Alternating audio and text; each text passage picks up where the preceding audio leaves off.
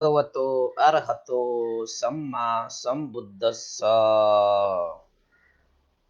नमामि बुद्धं गुणसागरन्तं नमामि धम्मं सुगतेन देशितं नमामि संघं मुनिराज सावकं। नमो बुद्धाय नमो धम्माय नमो संघाय।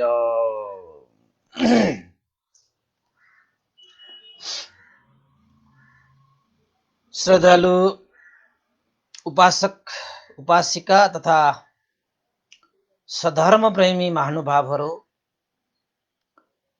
आज मिति 2077 साल असोज 21 गते बुधबारको दिन बिहानको 9 बजे सदाझै हामी फेसबुक लाइभमा उपस्थित भइसकेका छौं। देश विदेशबाट यस फेसबुक लाइभमा जोडिरहनु हुने, फेसबुक लाइभ धर्मदेशना सुनिरहनु हुने सधर्म प्रेमी सम्पूर्ण श्रद्धावन्त उपासक उपासिका तथा सधर्म प्रेमी महानुभावहरूलाई म भिक्षु विमलो श्री सिद्धिमंगल बुद्ध विहार सिद्धिपुर साना गाउँ थसी महालक्ष्मी नगरपालिका वडा नम्बर 6 बुद्ध मार्गबाट सदाझै मैत्रीपूर्ण न्यानो न्यानो स्वागत टक्र्याउन चाहन्छु। त उपासक उपासिका तथा धर्मप्रेमी महानुभावहरू, आज 198औं भागमा हामीले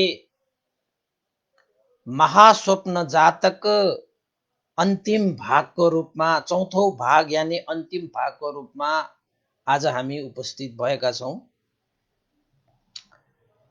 र यो 16वटा महास्वप्न विषयमा प्रसेनजित महाराजले जुन सपना देख्नुभयो, त्यो सपनाको विषयमा भगवान बुद्धले एक एक गर्दै 16वटा सपनाको अर्थ समाधान गरिदिनु भयो। र हामी सबैले पनि यी 16वटा स्वप्नहरूको विषयमा अर्थ प्रकाश पार्नु भएको त्यो अर्थलाई बुझ्ने हो भने वास्तवमा एउटा जीवनदेखि लिएर एउटा राष्ट्र, एउटा संसार पनि धर्म बिना कुनै पनि सार छैन भन्ने कुरा प्रमाणित हुन्छ। व्यक्ति, परिवार, समाज, नगर, सहर, राष्ट्र, राजादेखि रङ्कसम्म सबैका सबै व्यक्तिदेखि लिएर चारै दिशामा सधर्मको ज्योति फैलिनु आवश्यक हुँदो रहेछ। अनि मात्रै सुख र शान्ति प्रसार हुने छ भन्ने विषयमा यो 16वटा स्वप्नको अर्थले हामीलाई प्रकाश पारिरहेको हुन्छ। र अर्को कुरा, तपाईँ हामी कुनै एउटा जनताहरू, हुन त कुनै एउटा जनता एकजना मात्रै अधार्मिक भइदियो भने उसले आफ्नो पहुँच भएका केही व्यक्तिहरूलाई उसले चाहिँ दुःख कष्ट दिन सकिएला। तर एउटा राष्ट्रको एउटा राजा, जुन चाहिँ राज्यको एउटा अभिभावकत्व ग्रहण गर्नुपर्ने व्यक्ति नै अधार्मिक भइसकेपछि, अधार्मिक भइदियो भने राष्ट्रको नै डुबानमा पर्छ। राष्ट्रमै दुःख र कष्टले स्थान ओगेटिन्छ। र राजा नै अधार्मिक भइसकेपछि त्यसका तलका जति पनि व्यक्तिहरू पनि छन् उनीहरू पनि धार्मिकै बनिरहन सकिन्छ भन्ने ग्यारेन्टी चाहिँ हुँदैन रहेछ। र यहाँसम्म पनि भयो कि राज्यको एउटा राजा अधार्मिक हुँदाखेरि हरेक क्षेत्रहरूमा अधर्मले त्यहाँ चाहिँ स्थान ओगट्न थाल्छ। र अधार्मिक दुशीलहरूले त्यो ठाउँहरू ओगटिसकेपछि धार्मिक र सुशील व्यक्तिहरू पनि आफ्नो जीविका यापन गर्न थौ पर्ने हुनाले ती धार्मिक र सुशील व्यक्तिहरू पनि अधार्मिक र दुशील व्यक्तिहरूको सामुन्ने झुकेर जीविका यापन गर्नु पर्दाखेरि त्यो राष्ट्र त्यो समाज कहाँ पुग्छ होला? त्यो विडम्बना कसले बुझ्ने होला? गरिबहरू गरिब भएर जान्छन्, धनीहरू धनी हुने मार्गतिर लाग्छन्। यसरी भगवान बुद्धद्वारा प्रसेनजित महाराज कौशल नरेश भनिन्छ, जसलाई श्रावस्ती जेतवन बिहारमा भगवान बुद्धले 16 वटा सपनाको समाधान गरिदिनु भएको थियो। धन्न प्रसेनजित महाराजले, कौशल नरेशले अग्रमहेशी मल्लिका रानीको सरसल्लाह पाए। सही सरसल्लाह पाएको कारणले गर्दाखेरि हुन लागेको विध्वंस पनि रोकिन गयो, समाधान हुन गयो। सही सल्लाह दिन सकिएन, गलत सल्लाहमा पर्यो भने राजाहरू जस्तो व्यक्तिहरू पनि गलत सल्लाहमा आफ्नो जीवनको डुङ्गा नै डुब्ने किसिमले प्रतिक्रियाहरू गरिरहेको हुन्छ। त राजाले 16 वटा सपनाको विषयमा आफूले नियुक्त गरिरहेका राजपुरोहित ब्राह्मणहरूसँग सपनाको विषयमा अर्थ प्रकाशको लागि, समाधानको लागि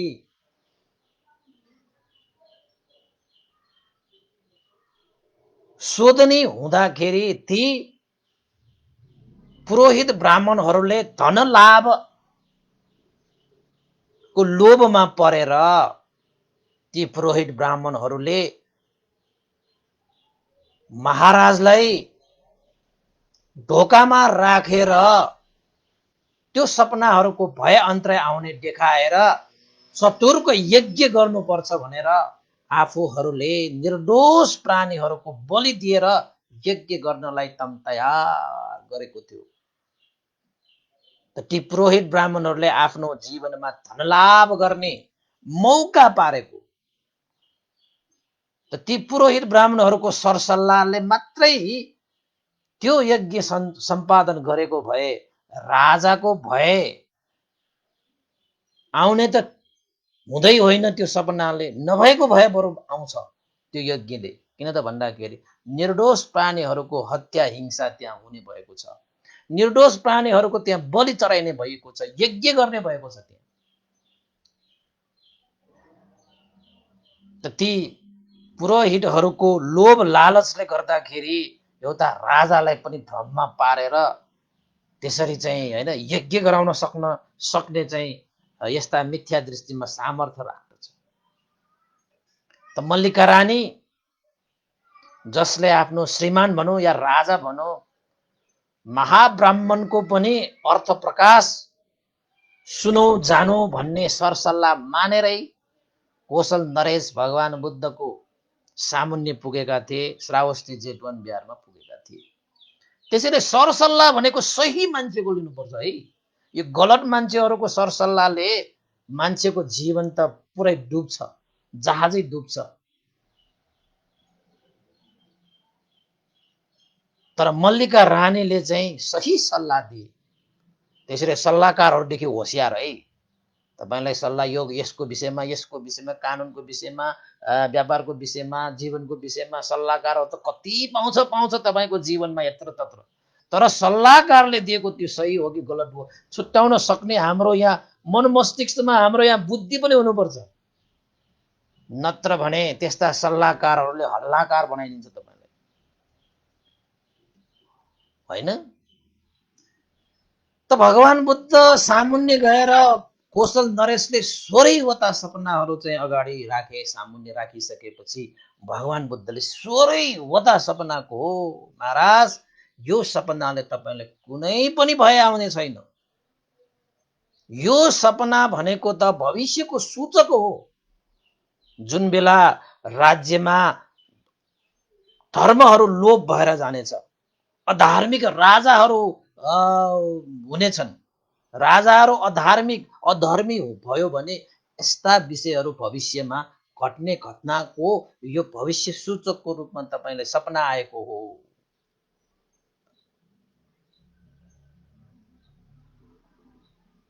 पुरोहित ब्राह्मणहरूले आफ्नो धन लाभ गर्ने उद्देश्य राखेर तपाईलाई भय अन्तराय आउँछ भनेर यो यज्ञ गराउन लागेको हो। निर्दोष ती प्राणीहरूलाई बलि दिएर हिंसा गरेर नभएको भय बरु आउला, भएको भय कहिले हटिँदैन। कुनै पनि प्राणीलाई हत्या हिंसा गरेर सुख शान्ति चाहने मान्छे भनेको आफूले विष खाएर अरूलाई मार्न खोज्ने मान्छे जस्तो हुन्छ। कहीँ आफूले विष खाएर अरू मान्छे मर्छ र प्राणी हिंसा गर्नु भनेको त आफूले विष खानु बराबरै हो। विष खानु बराबर। अझ कतिसम्म भन्छन् त हाम्रो लोकमा प्राणी हत्या गरेर उसलाई चाहिँ कहाँ पुर्याउने भन्छ कि उनीहरूलाई धर्मको नाममा मार्न पायो भने उनीहरू चाहिँ स्वर्गमा जान्छ भन्ने। कस्तो मिथ्या दृष्टि होला। आफूलाई बलि दियो भने थाहा हुन्छ, अरूलाई बलि दिएर निर्दोष निर्बल निरीह प्राणीहरूलाई बलि दिएर चाहिँ पुरुषार्थ देखाउनु भन्दा त आफूलाई बलि दिनु नि। स्वर्ग जान्छ भने आफै बलि दिए पनि भइगयो नि त। तर त्यसो गर भन्न त हामीले मिलेन। त्यसो चाहिँ यो हत्या हिंसा बलि भनेको दिँदै नदिने, न अरूको दिन न आफूको दिने, कसैको नदिने। भगवान बुद्धको भाषाबाट भन्ने हो भने त जीवन अमूल्य छ, यसलाई चाहिँ हत्या हिंसा गरेर प्राण लिएर सबैलाई मृत्युदेखि भय छ, सबैलाई आफ्नो ज्यानको माया छ हैन। त भगवान बुद्धले 16वटा सपनाको चाहिँ यो अर्थ प्रकाश गरिसकेपछि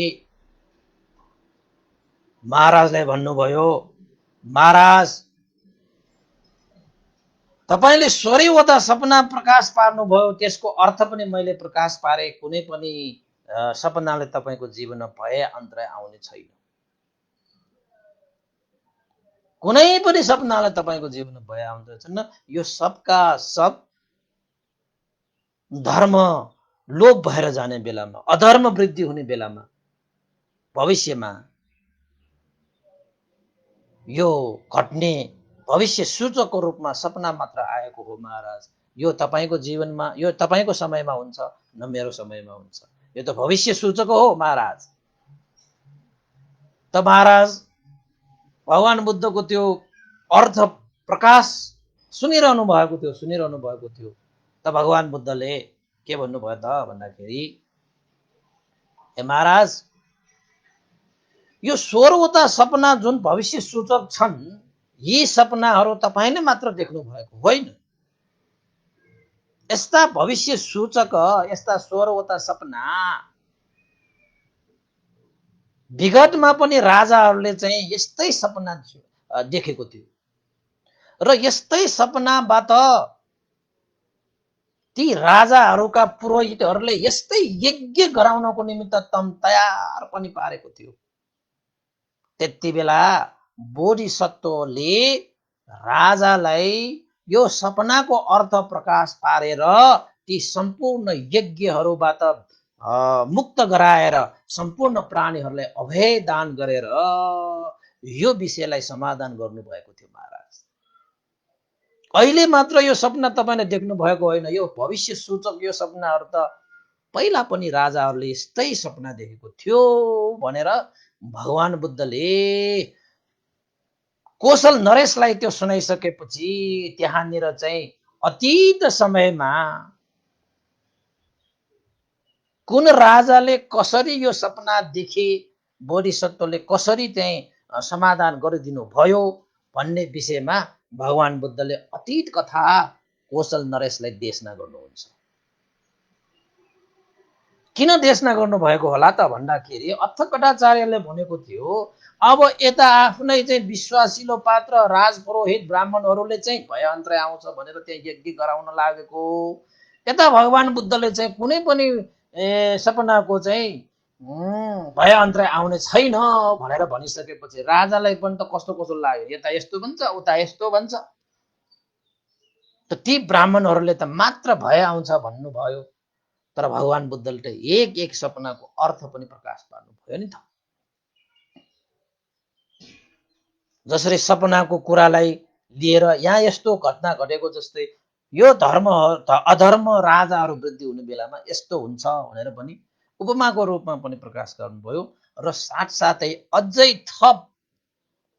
थप त्यो विषयलाई चाहिँ प्रष्ट हुने गरी, अझ त्यसलाई मजबुत हुने गरी, अझ त्यसलाई चाहिँ ढुक्क हुने गरी, पक्का हुने गरी भन्छ त्यसलाई भगवान बुद्धले अतीत कथा देशना गर्नुभयो। महाराज वाराणसी ब्रह्मदत्त राजाले राज्य गरिरहेको बेलामा, यो अतीत घटना है, पहिलाको घटना यो चाहिँ। वाराणसीमा ब्रह्मदत्त राजाले राज्य गरिरहेको समयमा, यानी ब्रह्मदत्त राजा थियो त्यति बेला चाहिँ बोधिसत्व उदिच्च ब्राह्मण कुलमा, उदिच्च नामक ब्राह्मण कुलमा बोधिसत्व जन्मिनु भयो।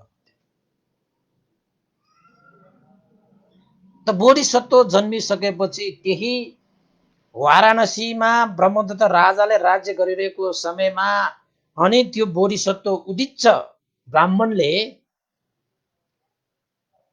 संसार सारा त्यागेर, परिवार इष्टमित्र घर संसार सबै त्यागेर बोधिसत्वले ऋषि प्रवज्या ग्रहण गरे। ऋषि प्रवज्या भन्छ, अहिलेको जस्तो दुर्लभ प्रवज्या होइन, त्यति बेलाकोलाई ऋषि प्रवज्या भन्छ। बोधिसत्वहरूले ग्रहण गर्ने त्यो विषयहरू हुन्। किन त भन्दाखेरि दुर्लभ प्रवज्या भनेको चिज अब भगवान बुद्धको शासनकाल उदय भइ नसकेको समयमा गृह त्याग गरेर जानेहरूलाई चाहिँ ऋषि प्रवज्या तपस्वीहरू भन्छन्, ध्यान भावना साधना गर्ने। त्यति बेला पनि थियो यसरी चाहिँ प्रवज्या भएर जाने, तर त्यति बेला ऋषि प्रवज्या तपस्वी भएर जाने। त ऋषि प्रवज्या भएर गए बोधिसत्व उदिच्च। त्यसपछि हिमवन्त प्रदेशमा गएर ध्यान क्रियामा लागे। कुन राजाको पालामा? ब्रह्मदत्त राजाको पालामा। हिमवन्त प्रदेशमा गएर ध्यान साधनामा लीन भइसकेपछि बोधिसत्व उदिच्चले अभिज्ञा र समाधि पनि प्राप्त गरिलिए। अभिज्ञा र समाधि भनेको समापतिहरू भनेको चाहिँ ठुलै तहको ध्यानको तह हो त्यो, जुनमा समता भावनाको अभ्यास वृद्धि हुन्छ। समता भावनाको अभ्यास वृद्धि गर्दा गर्दै यसले अभिज्ञा र समापति ध्यान पाइसकेपछि त त्यो बोधिसत्व उदिच्च आकाश मार्गबाट उड्न सक्ने भए। त्यो समता ध्यानले गर्छ। तर ती व्यक्तिहरू चाहिँ आकाश मार्गमै उड्न सके पनि, अभिज्ञा र समापति नै पाए पनि मार्गफल भने पाएको हुँदैन, सत्य मार्गमा भने चाहिँ लागेको हुन सक्दैन। त्यो सत्य भनेको त भगवान बुद्धहरूले मात्रै स्वयं आफैले चाहिँ अनुभव गरेर पत्ता लगाएर अरूलाई दिने हो। बोधिसत्वहरूले त त्यो अभ्यास गरिरहेको, कहिले चाहिँ अब सही मार्गलाई अपनाउन सकिन्छ भनेर चाहिँ बार बार चाहिँ यो जन्म लिइरहनु भएको भयो होइन। त त्यही समयमा यता वाराणसीमा राजा ब्रह्मदत्त, उता बोधिसत्व उदिच्च हिमवन्त प्रदेशमा ध्यान क्रियामा लागेर अभिज्ञा र समापति प्राप्त भएका तपस्वी भएर बसिरहे। त्यसपछि अहिलेको जुन यो कोशल नरेश प्रसेनजित महाराजले जस्तै त्यति बेलाका वाराणसीमा ब्रह्मदत्त राजाले पनि यस्तै ठ्याक्कै 16वटा सपना देखेका थिए, जुन भविष्यको सूचकको रूपमा देखेको सपना हो। तर ब्रह्मदत्त राजालाई थाहा छैन यो भविष्यको सूचक हो भन्ने कुरा। राति त्यसरी चाहिँ त्यो ब्रह्मदत्त राजाले राति त्यसरी 16वटा तेस्रो चाहिँ अद्भुत आश्चर्य सपना देखेपछि, जसरी यो अहिले यो चाहिँ भगवान बुद्धको समयमा प्रसेनजित महाराज चाहिँ एक किसिमले त्रसित भएर राति उठेर अब चाहिँ निन्द्रा नै नलाग्ने किसिमले त्यही सपनाको विषयमा चाहिँ कल्पना गर्न पुगे, आकुल व्याकुल भएर रात पनि बिताउन पुगे। कुशल नरेश जस्तै यो ब्रह्मदत्त राजा पनि भोलि बिहानै यो सपनाको अर्थ थाहा पाउनेलाई, यो सपना को अर्थ बुझेर के हुने हो, मलाई भय आउने हो कि अन्तराय आउने हो कि विघ्न बाधा आउने हो कि कुशल हुने हो कि अकुशल हुने हो, यो सपनाको अर्थ त बुझ्नु पर्यो बा। जिन्दगीमा मैले यस्तो अद्भुत सपना मैले कहिले देखेको छैन। त भगवान बुद्धको समयमा कौशल नरेशले जस्तै ब्रह्मदत्त राजाले पनि बिहान आफ्नो राज्यमा पुरोहित ब्राह्मणहरू राखेका हुन्छन्। ती पुरोहित ब्राह्मणहरूलाई ब्रह्मदत्त राजाले पनि सोधे। बिहान बिहान चाहिँ पुरोहितहरू राजाको दर्शन गर्न आउने, राजालाई चाहिँ भेटघाट गर्न आउने बेलामा, महाराज तपाईँ चाहिँ राम्रोसँग सुत्नु त भयो, आज सबै कुशल मङ्गल त छ तपाईँलाई? त राजा ब्रह्मदत्तले जवाफ दिनुहुन्छ, कहाँ हुनु, सपना देखेर म राति उठ्नु पर्यो, राति उठेर निन्द्रालाई लागेन, रात त धेरै लामो भयो मलाई, के भयो र महाराज तपाईँलाई, के समस्या पर्यो, के चाहिँ विघ्न बाधा आयो, हामीलाई भन्नुहोस् न, हामी पुरोहितहरू तपाईँको समस्या समाधान गर्नको निमित्त हामी छौँ नि। हे पुरोहितहरू, मैले चाहिँ अद्भुत आश्चर्यको सपनाहरू देखेँ। कस्तो सपना देख्नुभयो महाराज, भन्नुहोस् त। फल्ना फल्ना फल्ना फल्ना त्यसका एउटा 1 देखि 16 सम्म, जसरी यो कौशल नरेशले चाहिँ 16वटा सपना देखेको, ठिक त्यस्तै सपना ब्रह्मदत्त राजाले पनि देखेको। त्यो पुरोहितहरूलाई सुनाइसकेपछि ती पुरोहितहरूले पनि के सोचे त भन्दाखेरि, ओहो यही मौका हो, राजालाई भए आउने, राज भए, जीवन भए, भोग सम्पत्ति भए,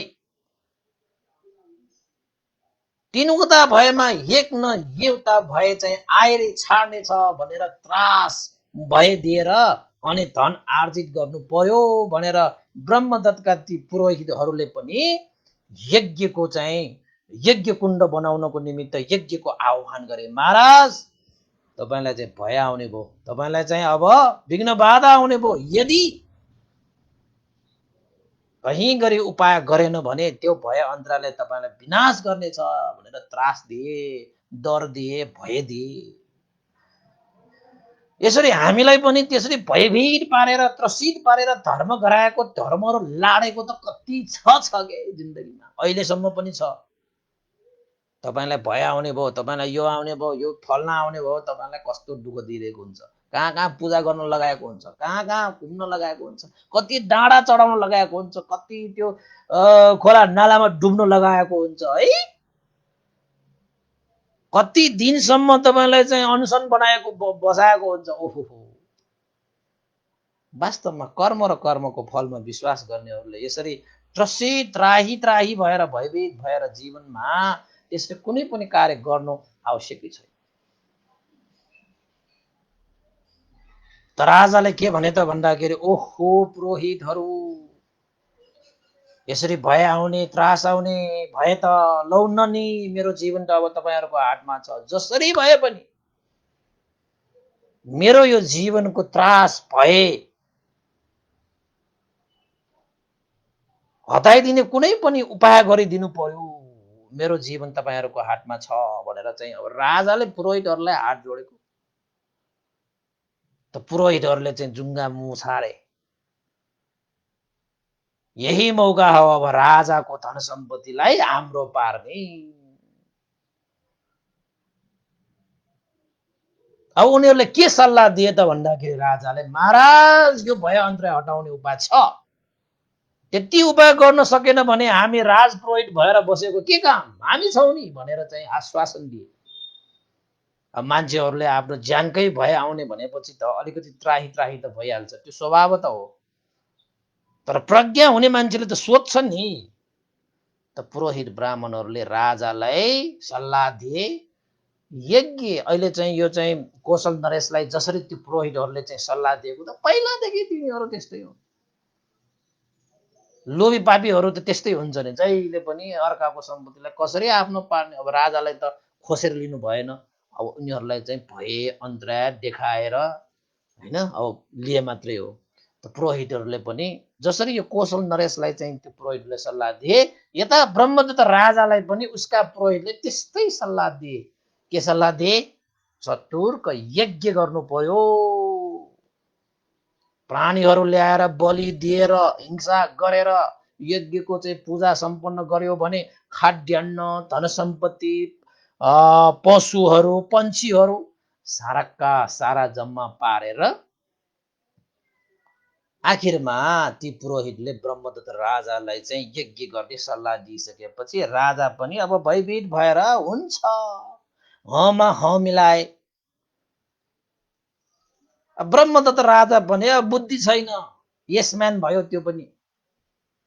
त्यसपछि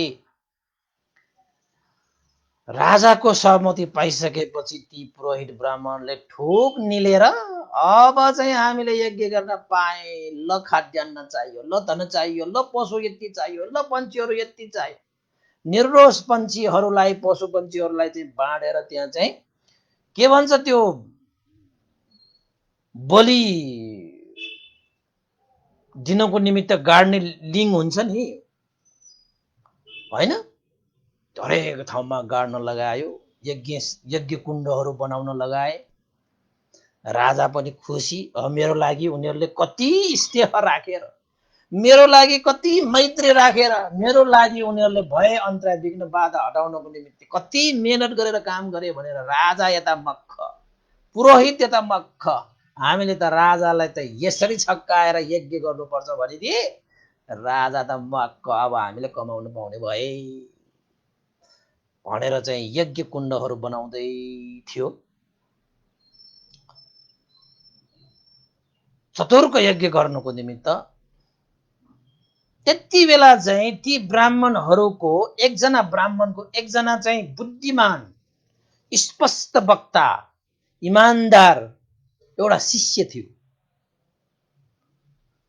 ती ब्राह्मणको त्यो शिष्यको नाम चाहिँ माणवक। त्यो शिष्यले चाहिँ आफ्ना गुरुहरूले त्यसरी यज्ञ गर्न लागेको देखेर त ती शिष्य माणवक चाहिँ छक्क परे।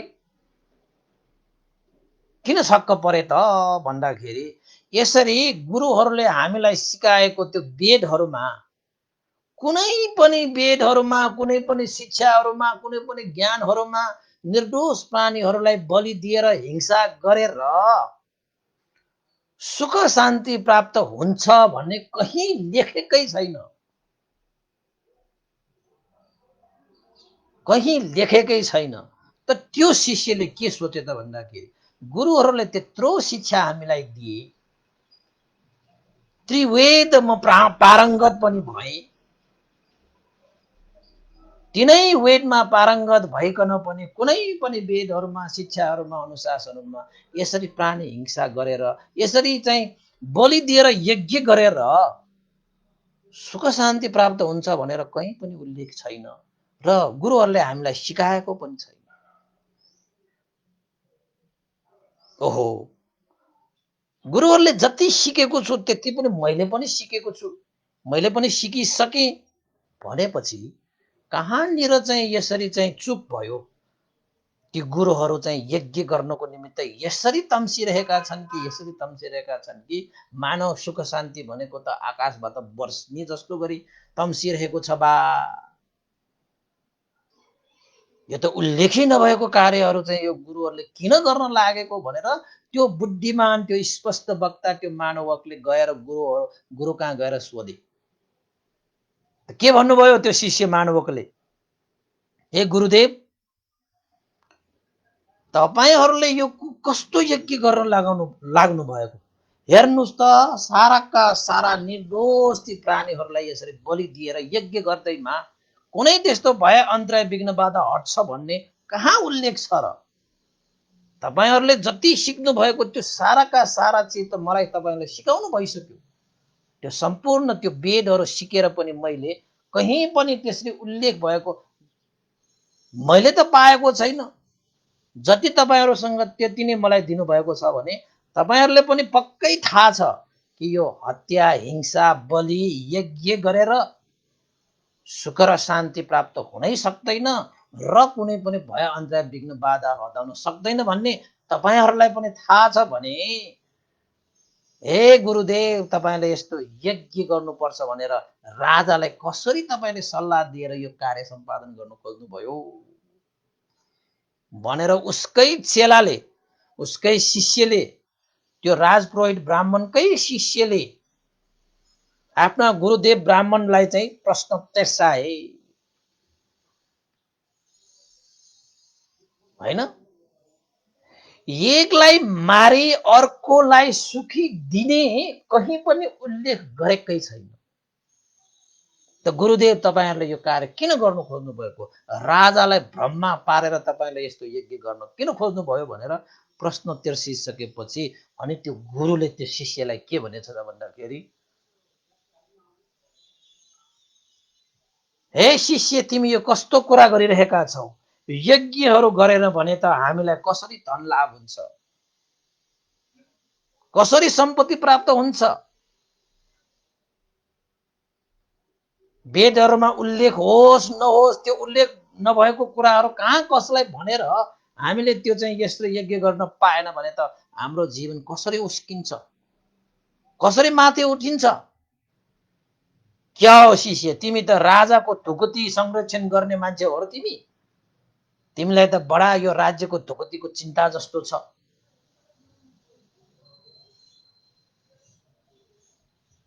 नत्र भने त हामीले धन सम्पत्ति, श्री सम्पत्ति कहाँबाट पाउने? नकराऊ तिमी, यो यज्ञ भएरै छाड्छ, भएरै छाड्छ। तिमी बीचमा विघ्न बाधा दिन नआऊ है शिष्य। गुरुभन्दा शिष्य जान्ने हुनु पर्दैन भनेर शिष्यलाई गाली गरिदियो। त शिष्यले जति सम्झाए पनि धनको पछि लागेका, सम्पत्तिको पछि लागेका ती लोभी लालची ती पुरोहित ब्राह्मणहरूले राजालाई त्यो यज्ञ गराउनेमै जोड दिइसकेपछि अन्ततः उसकै शिष्य मानवकले के भने त भन्दाखेरि, म त तपाईहरूको यो यज्ञमा कुनै पनि हालतमा सहमति हुन सक्दैन। धर्मले, वेदले, कुनै शिक्षाले यसरी एकलाई मारी अर्कोलाई सुख दिने उल्लेख कहीँ पनि छैन भनेपछि निर्दोष ती प्राणीहरूलाई मारेर कसैको भय हटाउने, कसैलाई सुख दिने तपाईले यो गलत मार्ग चुनिरहनु भएको छ। कुनै पनि हालतमा सही नभएको, धर्म बिना, धर्म रहित भएको, कर्तव्य रहित भएको यो अशुद्ध दुशील कार्यमा म कुनै पनि हालतमा म सहभागी हुनै सक्दैन।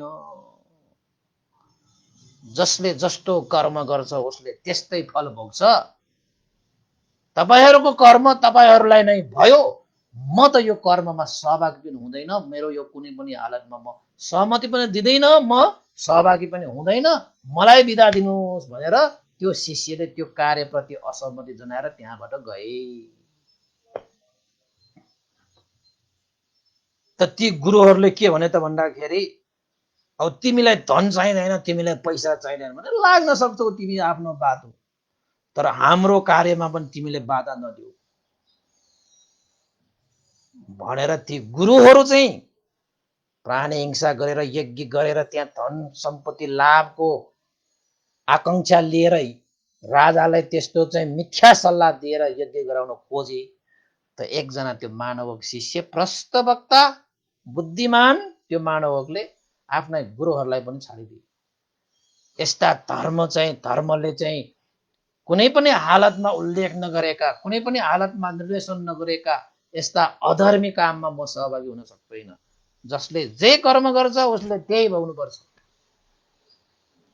भनेर आखिरमा त्यो शिष्य मानवको उनीहरूको कार्यमा सहमति नभइकन असहमति जनाएर उनीहरूलाई त्यो छाडेर त्यो मानवको कहाँ आए त भन्दाखेरि राजाको त्यहाँ हिँड्दै हिँड्दै हिँड्दै त्यहाँबाट छोड्दै छोड्दै राजाको उद्यानमा आइपुगेको थियो।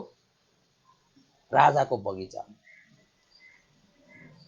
यता पुरोहित ब्राह्मणहरू त कुनै पनि हालतमा त्यो यज्ञ त गर्ने। यस्तो मौका कहिले आउँछ? राजाले त अब यस्तो सपना त फेरि फेरि देख्छ कि देख्दैन होइन?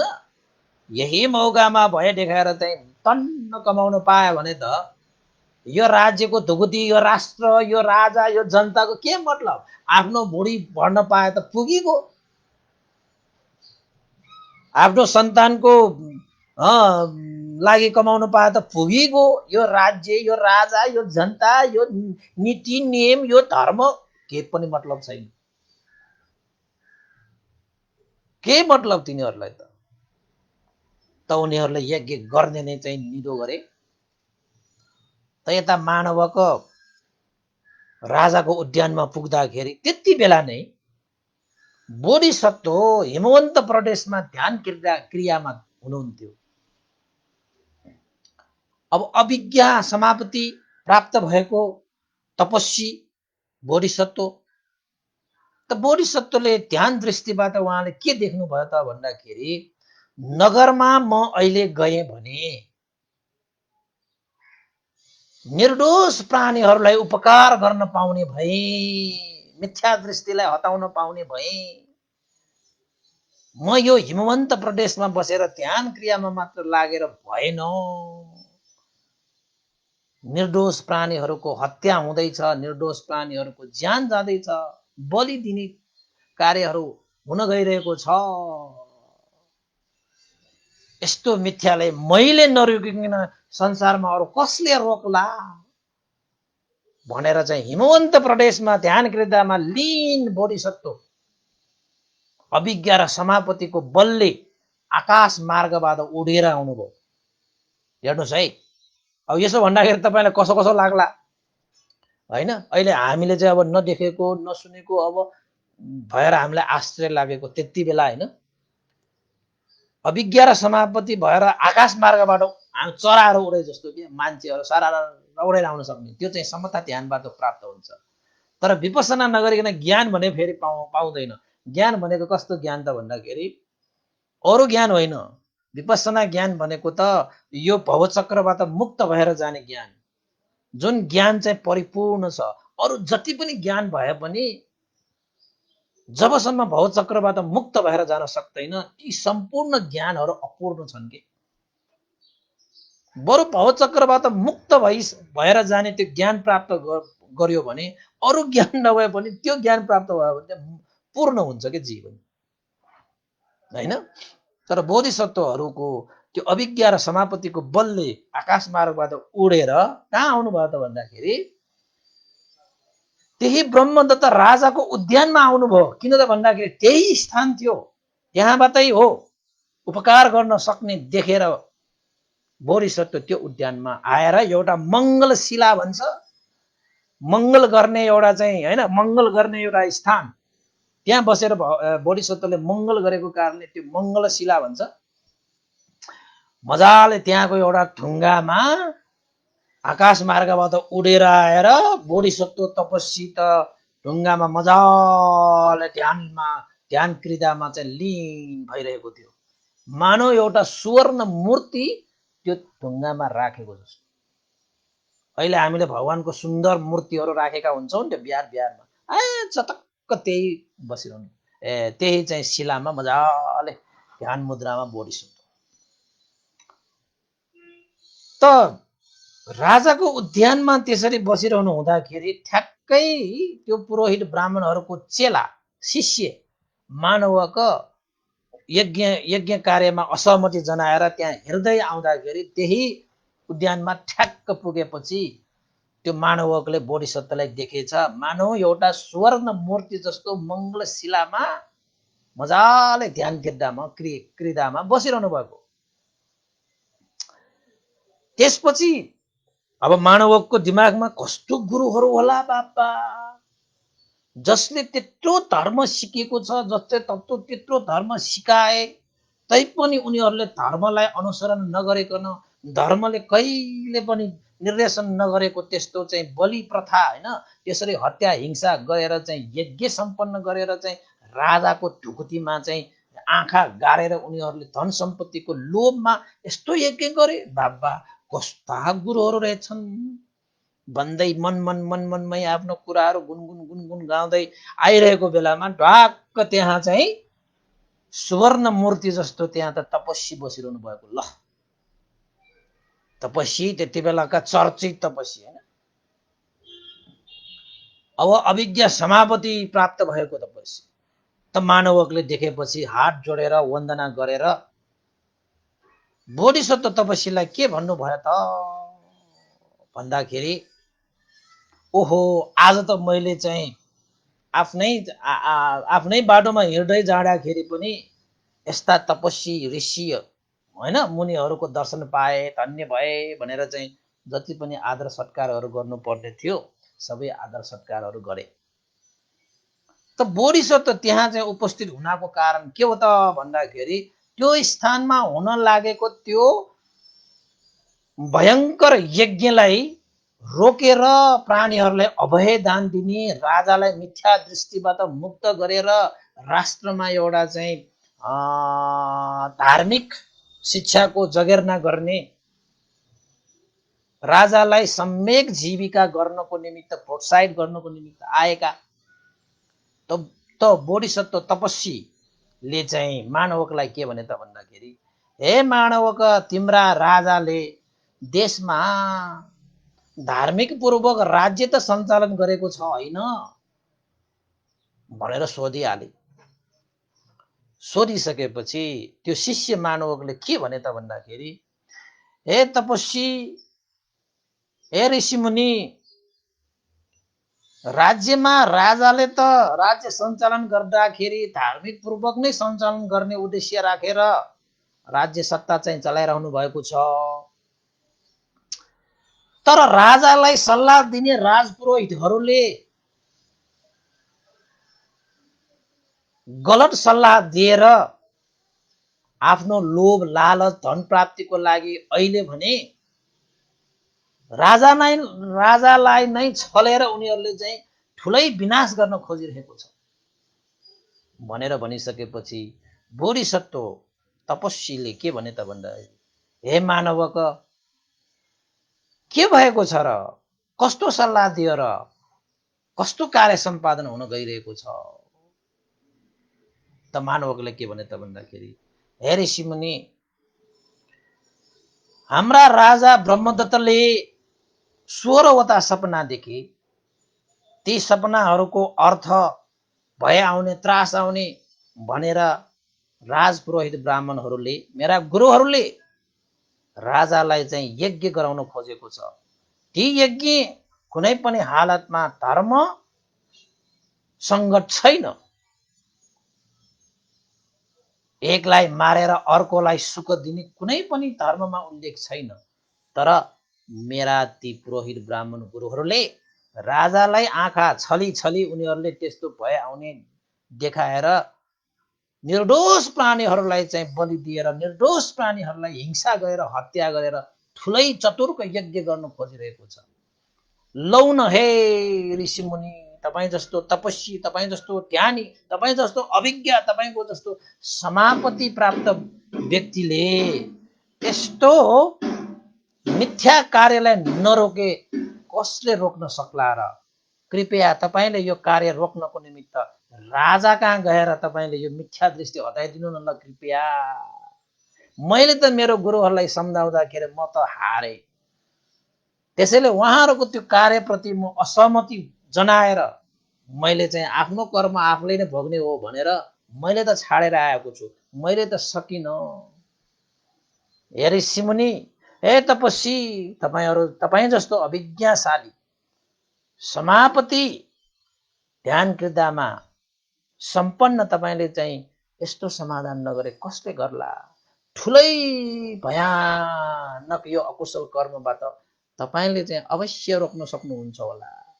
कृपया गरेर तपाईले महाराजलाई भेटेर सम्यक शिक्षा प्रदान दिनुस् न भनेर त्यो मानवकले ऋषिमुनि त्यो चाहिँ बोधिसत्व तपस्वीलाई अनुनय विनय गरे। त अनुनय विनय गरिसकेपछि बोधिसत्वले के भने त भन्दाखेरि, हे मानवक, मैले राजालाई राम्रोसँग चिनेको पनि छैन, राजाले पनि मलाई राम्रोसँग चिनेको छैन, त्यसैले म एकैचोटि गएर कसरी भन्न मिल्छ र? बरु हुन्छ भने म यहीँ छु, यहीँ बसिरहेको हुन्छु। तिमीले तिम्रा गुरु राजपुरोहितलाई सम्झाउन नसके तापनि राजालाई कमसे कम तिमीले यहाँ ल्याउन सकियो भने म अवश्य पनि राजालाई यस्ता मिथ्या दृष्टिको त्यो काँडा झिकेर सम्यक आजीवाको पाइला चाल्ने शिक्षा अवश्य दिइदिउँला। त्यो राजाले जुन देख्नु भएको 16वटा सपनाको अर्थ म बताइदिउँला। चिन्ता नगर हे मानवक, तिम्रो काम भनेको एकपल्ट तिमीले राजालाई सम्झाएर मेरो सामुन्ने ल्याइदियो भने त्यो ठुलै उपकार हुनेछ। म त्यसैकै लागि यहाँ आएको हुँ। म हिमवन्त प्रदेशबाट यहाँ आएको, त्यसैकै लागि। त मानवक त खुसी भए। ओहो, त्यसो भए तपाईले चाहिँ त्यो सपनाहरू जुन देख्नु भएको त्यसको अर्थ तपाईले बताउन सक्नुहुन्छ? अवश्य। त राजालाई त्यस्तो सपना देखेर राजपुरोहितले त्यसरी चाहिँ छक्काइदियो। अवश्य हे ऋषिमुनि तपस्वी, म राजालाई सम्झाइ बुझाइ अवश्य पनि तपाईको सामुन्ने अवश्य आउने छु। एकछिन तपाईँ धैर्य गरेर बस्नुहोस् है त। मैले आफ्नो गुरुहरूलाई सम्झाउन सकिनँ, तर म राजालाई अवश्य पनि सम्झाइदिन सक्छु। उहाँलाई सम्झाएर तपाईको सामुन्ने ल्याइदिन सक्छु। सपनाको अर्थ बताइदिन सक्ने ऋषि मुनि तपस्वी हाम्रो चाहिँ उद्यानमा आइरहेको छ भनेपछि राजाले कसो नमान्ला? अब राजालाई मैले भन्न सक्ने क्षमता मसँग पनि छैन। अब तपाईँ जस्तो क्षमतावान पाए त म अवश्य राजालाई ल्याइदिन्छु भनेर एकछिन धैर्य गरेर कुरिरहनु, प्रतीक्षा गर्नुहोस् है त भनेर उसलाई चाहिँ अब होइन बोधिसत्वलाई वन्दना सन्दना गरेर आदर सत्कार गरेर मानवक त अब सिधा राजदरबार पुगेछ।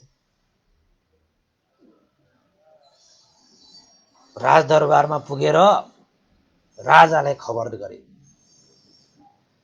महाराज, जुन यो तपाईले गरिरहनु भएको जुन यज्ञ छ, यो यज्ञ भनेको तपाईले देख्नु भएको त्यो सपनाको कारणले तपाईले गर्न लाग्नु भएको हो।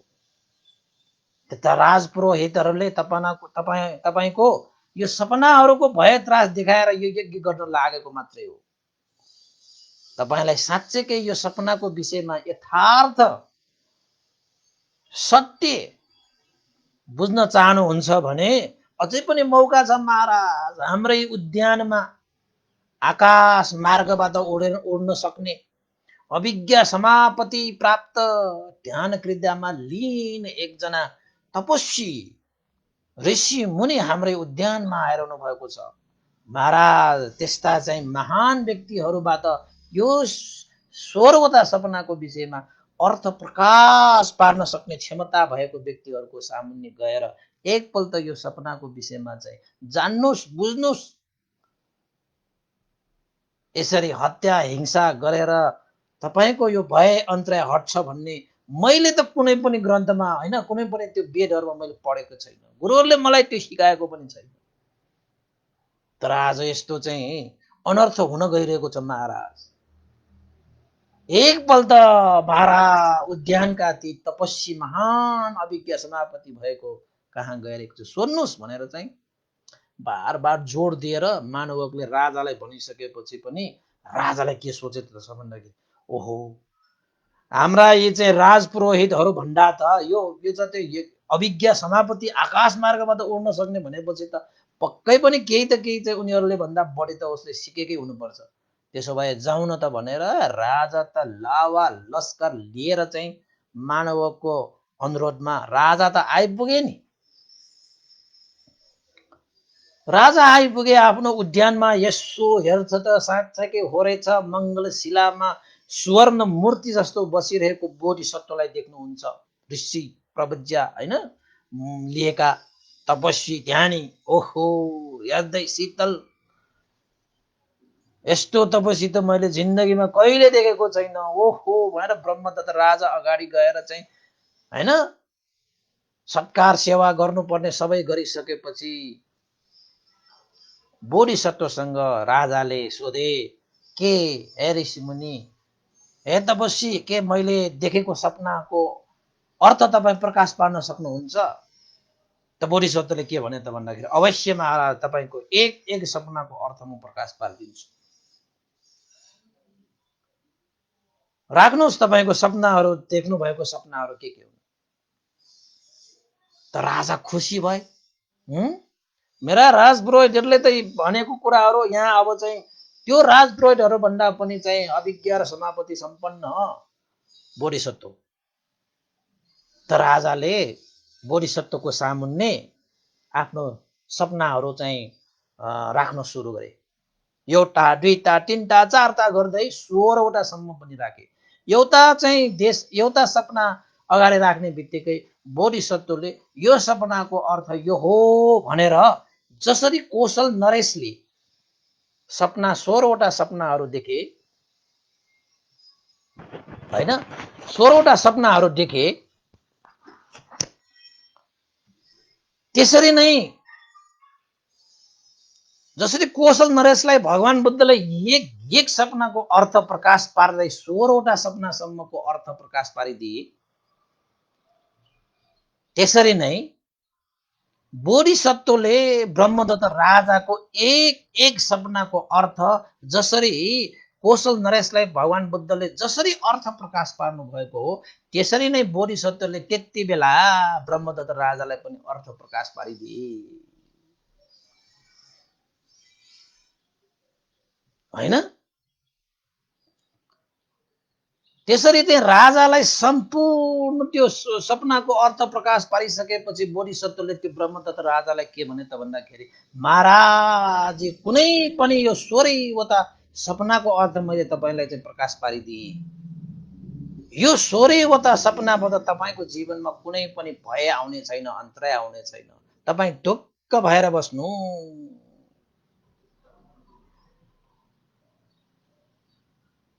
तपाईलाई ती राजपुरोहित ब्राह्मणहरूले धन प्राप्तिको लागि, सम्पत्ति प्राप्तिको लागि यो यज्ञ गराउन खोजेको मात्र हो। तपाईप्रति कुनै पनि स्नेह राखेर, मैत्री राखेर तपाईलाई यो सपनाको अर्थ उनीहरूले प्रकाश पारेका होइनन्।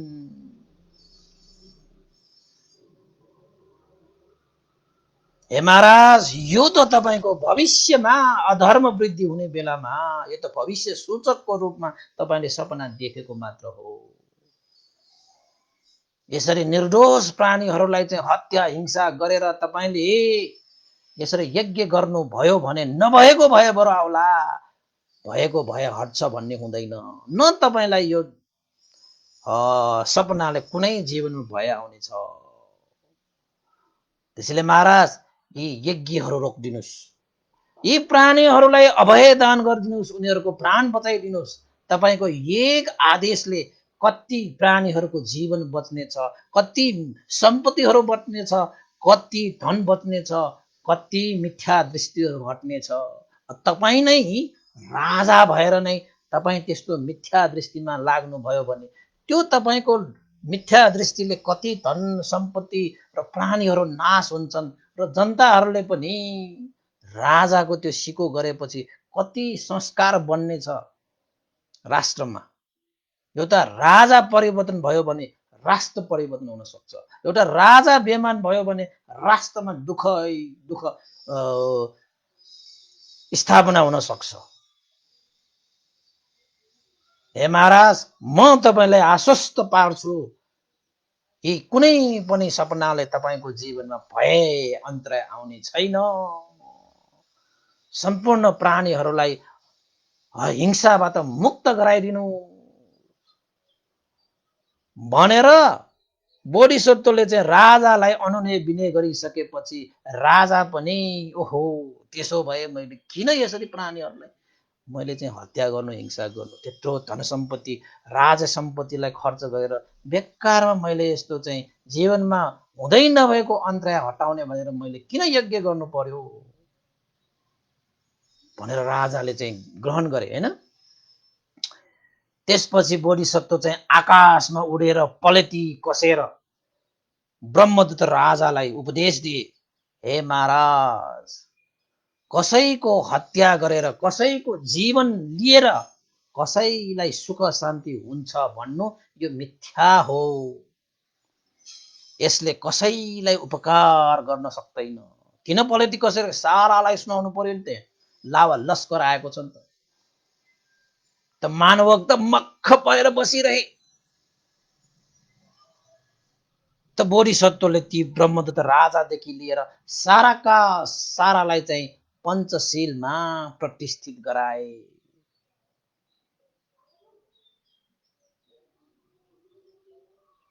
पञ्चशीलमा सबभन्दा पहिलो शील नै प्राणी हिंसा गर्दैन भन्ने शिक्षालाई ग्रहण गर्दछु। राज्यमा पञ्चशील मात्रै चाहिँ विकास भयो भने राज्य अहिलेको अहिले स्वर्ग बन्छ। अब पञ्चशील नभएपछि राज्य त खत्तम छ, नर्क भन्दा पनि गए गुज्रेको हुन्छ पञ्चशील भएन भने राज्यमा। अब राज्य चाहिँ राजाहरू हैन, राज्य सत्ता चलाउनेहरू, शासक वर्गहरू हैन, ठुलठुला अभिभावकहरू नै पञ्चशील चाहिँ छैनन् भने उनीहरूले चाहिँ कसरी चाहिँ परिवार सञ्चालन गर्ला, कसरी समाज, नगर, राष्ट्र कसरी सञ्चालन गर्ला? त बोधिसत्वले भने, महाराज, प्राणी हिंसा कर्मलाई त्यागिदिनुस्। राजपुरोहित ब्राह्मणहरूले जुन उद्देश्य राखेर तपाईले यो कर्म गराउन खोजिरहेको छ यो पूर्णत मिथ्या हो। यस्ता यज्ञ गरेर कुनै पनि हालतमा कसैलाई सुख हुन्छ भन्ने हुँदैन। त्यसैले यज्ञ नगर्नुस्, यज्ञलाई वञ्चित गरिदिनुस्, प्राणी हिंसा नगर्नुस्, प्राणीहरूलाई अभय दान दिनुस्। अभय दान भनेको जीवन दान दिने के, उनीहरूको चाहिँ मरण भएबाट मुक्त गरिदिने के अभय दान भनेको। बोधिसत्वले आकाशमा बसेर साराका सारा त्यहाँ राजा सहित सारा उपस्थित वर्गहरूलाई पञ्चशीलमा प्रतिष्ठित गरेर, पञ्चशील भनेको प्राणी हिंसा नगर्ने, चोरी नगर्ने, व्यभिचार नगर्ने, झुठो कुरा नबोल्ने, लागु पदार्थ सेवन नगर्ने, यो पाँचवटा नियम भनेको चाहिँ पञ्चशील हैन।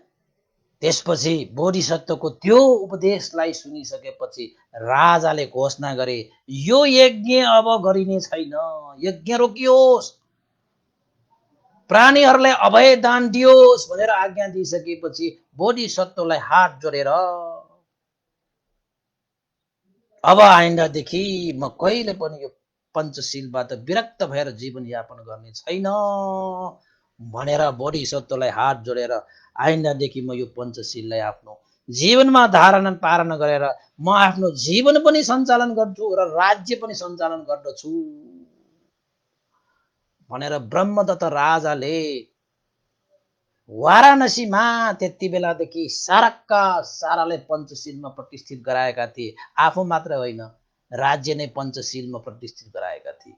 राजाको एउटा शब्दले राष्ट्र परिवर्तन हुन सक्छ, एउटै शब्दले राष्ट्र प्रतापभङ्ग पनि हुन सक्छ। त्यसैले राजा भनेको चाहिँ साँच्चै धार्मिक हुनुपर्छ, साँच्चै शीलवान हुनुपर्छ, साँच्चै बुद्धिमान हुनुपर्छ।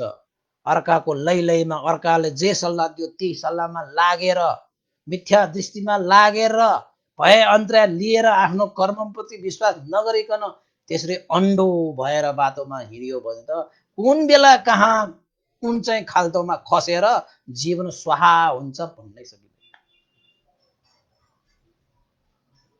त ब्रह्मदत्त राजाले बोधिसत्वको उपदेश सुनिसकेपछि सदा सर्वदा आफ्नो जीवनमा चाहिँ पञ्चशील पालन गरेर दानादि कुशल कर्म गरी उसको कर्म अनुसार परलोक गए।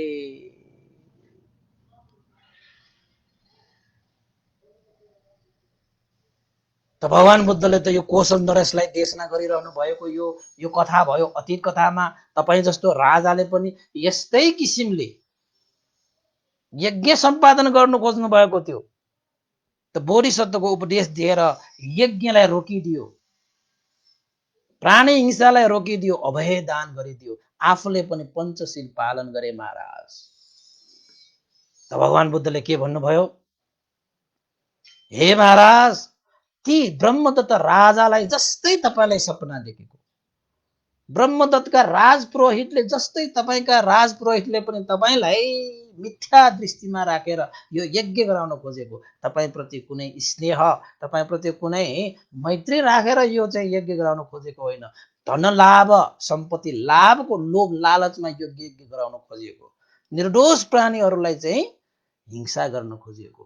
महाराज, राजा धर्मात्मा भयो भने देशमा सुख र शान्ति हुन्छ, राजा नै धर्मात्मा भएन भने राष्ट्रमा कसरी सुख र शान्ति हुन्छ? ती ब्रह्मदत्त राजाले यज्ञलाई रोके, प्राणी हिंसा रोके र प्राणीहरूलाई अभय दान दिए। हे महाराज, तपाईको जीवनमा पनि यो सपनाले कुनै पनि भय आउने छैन। जीवन उपरान्तसम्म त्यो ब्रह्मदत्त राजाको यस्तै 16वटा सपना देखेको त्यो ब्रह्मदत्त राजाको आखिरमा यज्ञ पनि गरेन, प्राणी हिंसा पनि गरेन, बरु अभय दान दिए, पञ्चशीलमा प्रतिष्ठित भएर जीवन त धन्य पारेर गए त्यो राजाले। कुनै भय आएन, कुनै त्रास आएन। तपाईको जीवनमा पनि कुनै पनि भय आउने छैन, कुनै पनि त्रास आउने छैन। हे महाराज, यज्ञ रोकिदिए हुन्छ। तपाईको एउटा आदेशले यज्ञ रोकिनेछ, प्राणीहरूले अभय दान दिन लगाए हैन। महाराज, प्राणीहरूलाई अभय दान गरिदिनुस् भनेर राजाले प्रसेनजित महाराज कौशल नरेशलाई ती जातक कथाको पनि समाधान गरिदिए र सपनाको विषयमा पनि समाधान गरिदिए। पहिलाका राजाले यस्तो यस्तो कार्य गरेपछि उनीहरूको राज्यमा सुख र शान्ति अभिवृद्धि भए।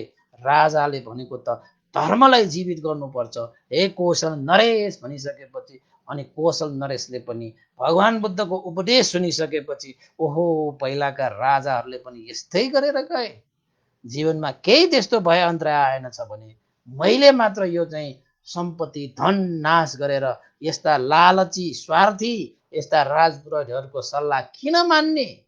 यज्ञ रोकियोस्, प्राणी हिंसा नगरियोस् र अभयदान दियोस् भनेर कौशल नरेश पनि त्यो समयदेखि आफ्नो जीवनमा सदा सदा पञ्चशीलमा जीवन बिताउने र राज्य पञ्चशीलको आधारमा राज्य सञ्चालन गर्ने प्रण गर्दै भगवान बुद्धलाई पञ्चाङ्ग वन्दना गरे। कसले? प्रसेनजित महाराजले। कौशल नरेश भन्छ, तपाईको कौशल नरेश भने पनि त्यही हो, प्रसेनजित महाराज भने पनि त्यही हो, नाम चाहिँ प्रसेनजित हो, तर चाहिँ कौशल राज्यमा कौशल राजा भएकोले कौशल नरेश पनि भनिन्छ के हैन। धेरै बुद्ध शासनमा धेरै नाम कहलिएको राजा हो, एकदम ऐश्वर्यशाली राजा। त्यसैले राज्यमा एउटा शासक वर्गले साँच्चै धर्मलाई अपनाएर यानि कि पञ्चशीलको आधारमा आफ्नो जीवन पनि सञ्चालन गर्ने र राज्य पनि पञ्चशीलको आधारमा सञ्चालन गरियो भने कौशल राज्य जस्तो हाम्रो नेपाल पनि समृद्धशाली ऐश्वर्यशाली हुनको लागि आइतबार कुर्नु पर्दैन। आज के बार? बुधबार, बिहिबारै त्यस्तो चाहिँ समृद्धि हुन्छ, आइतबार पनि कुर्नु पर्दैन। त राजाहरू शासकहरू जसले चाहिँ राज्यलाई चाहिँ सञ्चालन गरेर जिम्मा लिएका छन्, ह्यान्डल बोकेका छन्, ती व्यक्तिहरूले चाहिँ आफ्नो जीवनलाई पञ्चशीलमा प्रतिस्थापित गरियोस् त, राज्यमा पञ्चशीलको आधारमा राज्य सञ्चालन गरियोस् त, कति सुख हुन्छ, कति शान्ति हुन्छ, कति आनन्द हुन्छ। ती शासकहरूलाई पनि सुख शान्ति हुन्छ, राज्यमा पनि समृद्धि हुन्छ, जनताहरूमा पनि सुख चैन हुन्छ। अहिले त त्यो धर्म भएन भने त त्यो ब्रह्मदत्त राजाले पुरोहितहरूले छक्काएर धन्न गराएन छ, अहिले कौशल नरेशलाई पनि धन्न गराएन छ। त्यसैले चाहिँ राजाहरू भनेका त तपाईको चाहिँ 8वटा आँखा राखेर हिँड्नुपर्छ, चारै दिशामा दुई दुईवटा आँखाले हेर्न सक्ने राजा हुनुपर्छ, त्यस्ता नेतृत्व हुनुपर्छ हैन। अनि मात्रै सबै उनीहरूले पनि सुख, धर्म भएन भने त उनीहरूलाई पनि दुःख, राज्यलाई पनि दुःख, जनतालाई पनि दुःख, प्राणीहरूलाई पनि दुःख, कर्मलाई पनि दुःख, दुःखै दुःख भन्यो। त भगवान बुद्धले कौशल नरेशलाई जातक समाधान गरिदिनु।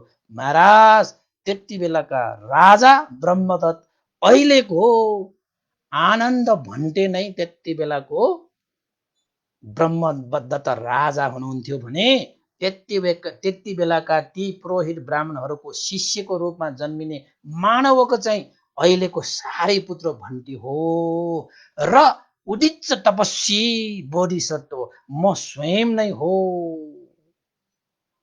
मैले बोधिसत्वको रूपमा पनि यस्तै 16वटा सपनाको व्याख्या गरेर आएको थिएँ ब्रह्मदत्त राजालाई। म बोधिसत्वको रूपमा पनि त्यस्ता मिथ्या दृष्टिहरूलाई चाहिँ प्रहार गरी राजालाई पञ्चशीलमा प्रतिष्ठित गराएको थिएँ। राज्यमा पञ्चशीलको आधारमा राज्य सञ्चालन गर्ने विधि विधान मैले चाहिँ देशना गरेको थिएँ। त्यति बेलाका राजाले स्वीकार्नु हुँदाखेरि राज्यमा आफ्नो जीवन पनि सुखमय शान्तिमय भयो, राज्य पनि समृद्धि भएर गए। हे महाराज तपाईले पनि यो शिक्षालाई लिनुभयो भने तपाईको जीवन पनि फल्नेछ, फुल्नेछ, राज्य पनि समृद्धि हुनेछ। यस्ता लोभी लालचीको पछि लाग्यो भने तपाईलाई पनि अशान्ति, राज्य पनि कहिले समृद्धि हुने छैन, जनताहरूलाई पनि दुःख र प्राणीहरूलाई पनि दुःख। ती निर्दोष प्राणीहरू हेर्नुहोस् त गला छिनालेर रगत बगाएर मर्नुपर्ने हुन्छ अधर्म वृद्धि भयो भनेर भगवान बुद्धले जातकको पनि समाधान गरिदिनु भयो। त कौशल नरेश प्रसेनजित महाराजले पनि आँखा खोले, यो आँखा होइन हृदयको आँखा खोले। त कौशल नरेशको राज्यमा पनि अब आइन्दा कुनै पनि यज्ञ सम्पादन भएन, कुनै पनि हत्या हिंसा सम्पादन भएन, कुनै पनि प्राणीहरूलाई चाहिँ बलि दिने प्रथा पनि हटेछ। सबैलाई अभयदान दिएर पठाए र आफ्नो जीवन पञ्चशीलमा प्रतिष्ठित गराए। राज्य पनि पञ्चशीलको आधारमै सञ्चालन गरियो।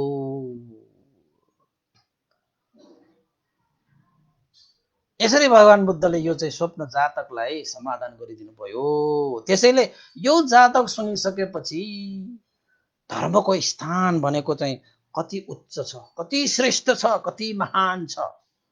धर्म बिनाको जीवन त पानी बिनाको पोखरी जस्तो, सुगन्ध बिनाको फूल जस्तो। हेर्नुहोस् है, फल बिनाको वृक्ष जस्तो, शिर बिनाको मान्छे जस्तो हैन, जल बिनाको समुद्र जस्तो धर्म बिनाको जीवन भनेको त। त्यसैले चाहिँ अब यसमा त अब धेरै कुराहरू चाहिँ राजाहरू अधार्मिक भयो भने यस्तो घटनाहरू घटिने छ भनेर धेरै कुराहरू प्रस्टिएको छ। त राजाहरू यसरी अधार्मिक भयो भने राज्य र जनताहरूलाई कसरी दुःख हुन्छ। त्यसैले प्रसेनजित महाराज कौशल नरेशलाई भगवान बुद्धले राजाहरू भनेको चाहिँ धार्मिक हुनुपर्छ है भनेर चाहिँ शिक्षा दिनको निमित्त भगवान बुद्धले जोर जोरका साथ एक एकको सपनाको अर्थ चाहिँ प्रष्ट पारेर आखिर त कौशल नरेशलाई चाहिँ धार्मिक बनाइसकेपछि मात्रै राष्ट्रमा सुख शान्ति भयो। त यसरी भगवान बुद्धको यो उपदेश हामीले राजालाई मात्रै यो चाहिँ चाहिन्छ भन्ने होइन। तपाईको जीवनमा, मेरो जीवनमा, उसको जीवनमा, उहाँको जीवनमा, उहाँको जीवनमा, सबैको जीवनमा धर्मको त्यत्तिकै खाँचो छ जति राजाको जीवनमा खाँचो छ।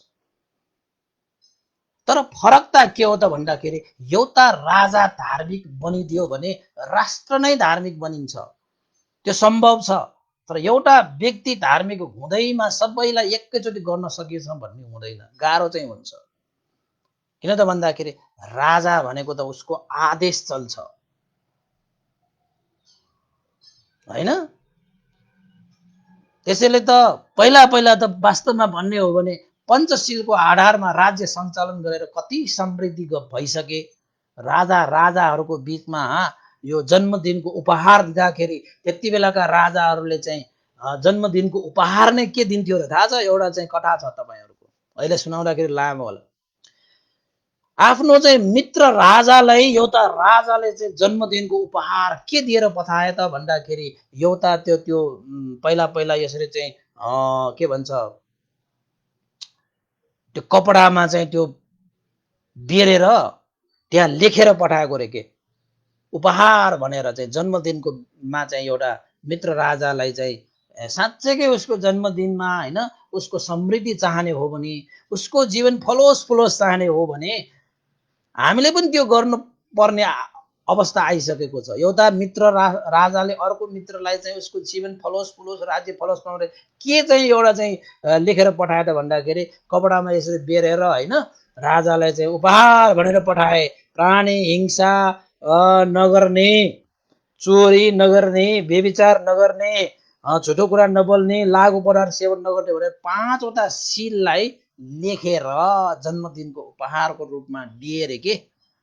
त त्यो राजाले मेरो मित्रले, मेरो सुख शान्ति चाहने मेरो हितैषी मित्रले मलाई कस्तो उपहार दिए भनेर यसो हेर्दाखेरि त पञ्चशील लेखेको त्यो चाहिँ नियमहरू पो आफूलाई चाहिँ उपहारको रूपमा दिएको देख्दाखेरि साँच्चैकै मेरो मित्र, मेरो राजा मित्रले मलाई साँच्चैकै सुख र शान्ति दिने यो मलाई ओखती दिनुभयो, यो ओखतीलाई म अवश्य पनि सेवन गर्छु भनेर त्यो मित्र राजाले पनि त्यो पञ्चशीलको आधारमा आफ्नो जीवन र राज्य सञ्चालन गरिसकेपछि आफ्नो मित्र राष्ट्र हैन राजाको जस्तै आफ्नो जीवन पनि सुखमय भयो र राज्य पनि सुखमय, शान्तिमय, समृद्धिशाली भए।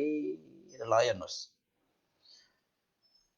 तपाईले आफ्नो साथी, इष्ट मित्र, आफ्नो चाहिँ हितैषीहरूलाई कहिले जन्मदिनको उपहारमा तपाईले यो पञ्चशील दिनु भएको छ?